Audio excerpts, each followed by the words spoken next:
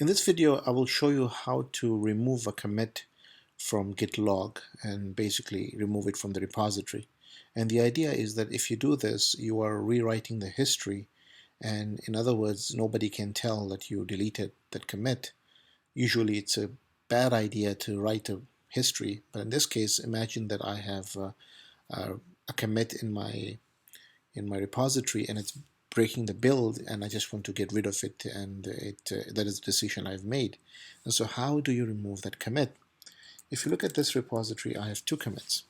I have an initial commit and then I have add styles. And I decide that I don't want to add styles anymore, and this was a bad idea. I just want to remove this commit completely. And this repository, it doesn't matter if I remove this, nobody has used this, it's local to my computer. So if I do that, the way I can remove a commit is by using git rebase with interactive. And so I'm going to type git rebase, I for interactive, and then I'm going to say I want to use the first commit here, the latest commit. And that's what it means by this. And as soon as I do that, my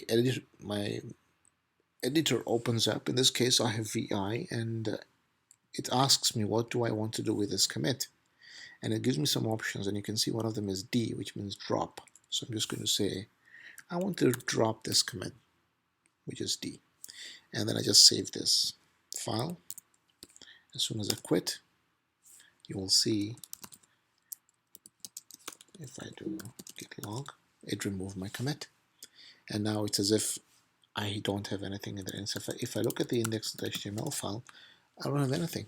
The work that I had some styles that everything is removed.